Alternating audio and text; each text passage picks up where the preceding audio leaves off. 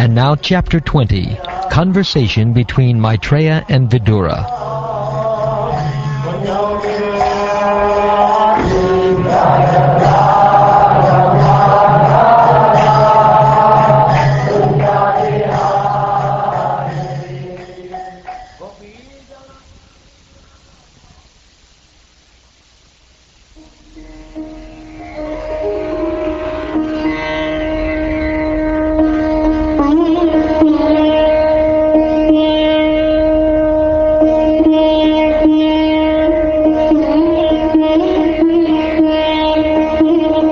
Shonaka inquired,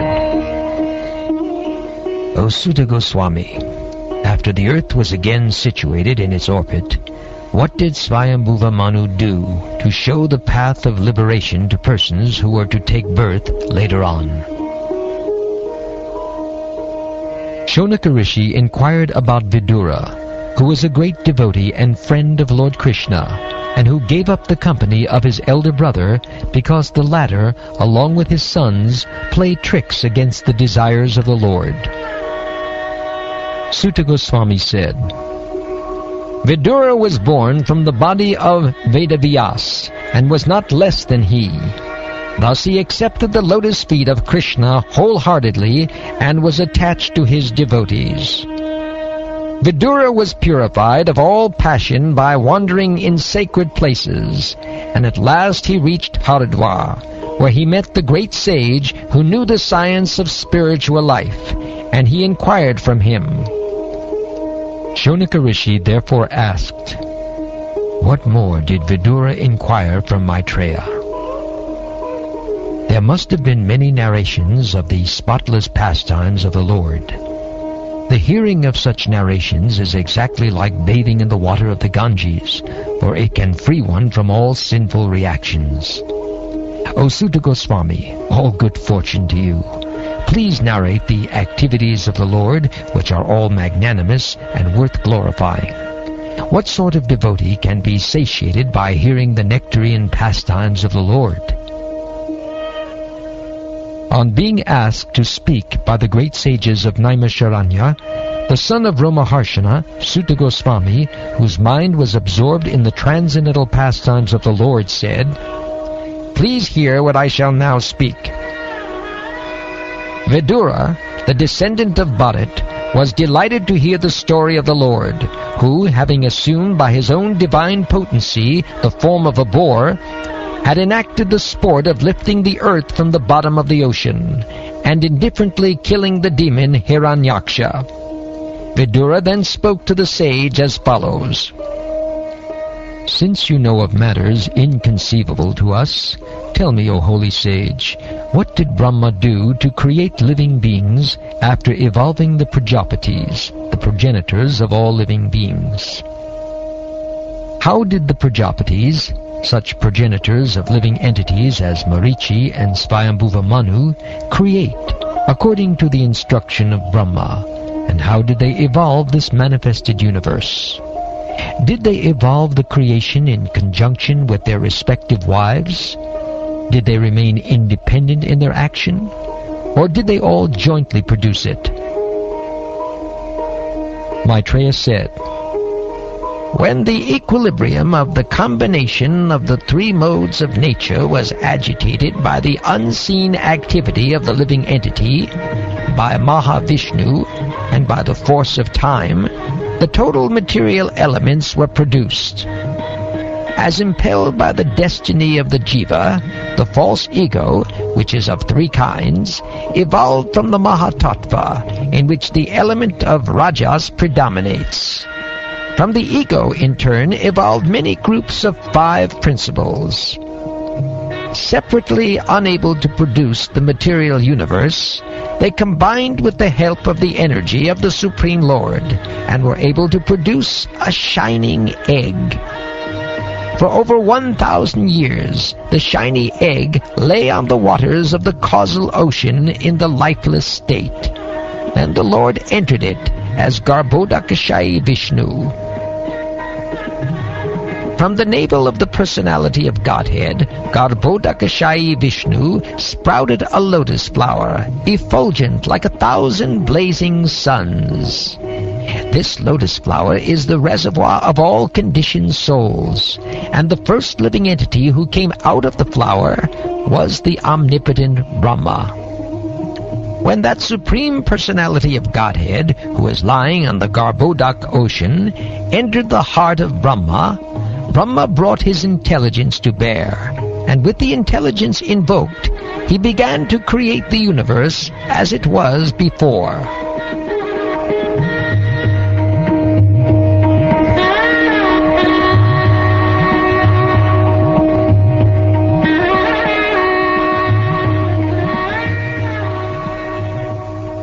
First of all, Brahma created from his shadow the coverings of ignorance of the conditioned souls. They are 5 in number and are called Tamisra, or envy and anger, Undhatamisra, or the idea that death ends all, Tamas, or ignorance of the soul, Moha, or the illusion of the bodily concept of life, and Mahamoha, or being mad after material enjoyment. Out of disgust, Brahma threw off the body of ignorance, and taking this opportunity, Yakshas and Rakshasas sprang for possession of the body, which continued to exist in the form of night. Night is the source of hunger and thirst. Overpowered by hunger and thirst, they ran to devour Brahma from all sides and cried, "Spare him not! Eat him up!" Brahma, the head of the demigods, full of anxiety, asked them, "Do not eat me, but protect me. You are born from me and have become my sons. Therefore you are Yakshas and Rakshasas." He then created the chief demigods, who were shining with the glory of goodness. He dropped before them the effulgent form of daytime, and the demigods sportingly took possession of it. Lord Brahma then gave birth to the demons from his buttocks, and they were very fond of sex. Because they were too lustful, they approached him for copulation. The worshipful Brahma first laughed at their stupidity, but finding the shameless Asuras close upon him, he grew indignant and ran in great haste out of fear. He approached the personality of Godhead, who bestows all boons and who dispels the agony of his devotees and of those who take shelter of his lotus feet. He manifests his innumerable transcendental forms for the satisfaction of his devotees. Lord Brahma, approaching the Lord, addressed him thus, "My Lord, please protect me from these sinful demons who are created by me under your order. They are infuriated by an appetite for sex and have come to attack me. My Lord, you are the only one capable of ending the affliction of the distressed and inflicting agony on those who never resort to your feet." The Lord, who can distinctly see the minds of others, perceived Brahma's distress and said to him, "Cast off this impure body of yours." Thus commanded by the Lord, Brahma cast off his body. The body given up by Brahma took the form of the evening twilight, when the day and night meet, a time which kindles passion. The Asuras, who are passionate by nature, dominated as they are by the element of Rajas, took it for a damsel whose lotus feet resounded with the tinkling of anklets, whose eyes were wide with intoxication, and whose hips were covered by fine cloth, over which shone a girdle. Her breasts projected upward because of their clinging to each other, and they were too contiguous to admit any intervening space. She had a shapely nose and beautiful teeth. A lovely smile played on her lips, and she cast a sportful glance at the Asuras. Adorned with dark tresses, she hid herself, as it were, out of shyness. Upon seeing that girl, the Asuras were all infatuated with an appetite for sex. The demons praised her. "Oh, what a beauty! What rare self-control! What a budding youth! In the midst of us all, who are passionately longing for her, she is moving about like one absolutely free from passion."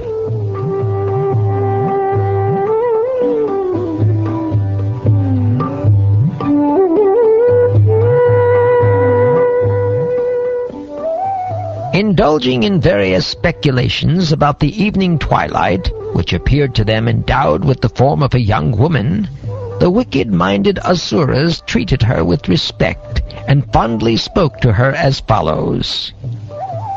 "Who are you, O pretty girl? Whose wife or daughter are you?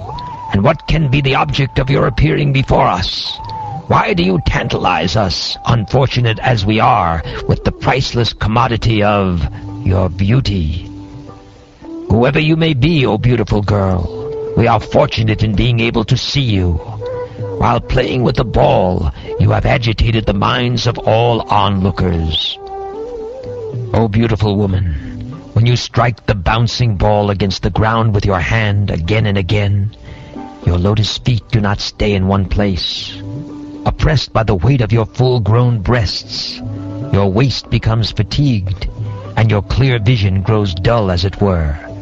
Pray, braid your comely hair."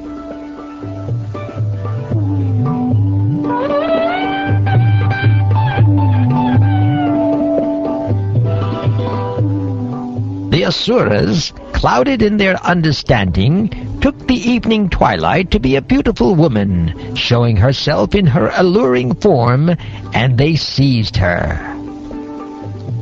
With a laugh full of deep significance, the worshipful Brahma then evolved by his own loveliness, which seemed to enjoy itself, by itself, the hosts of Gandharvas and Apsaras.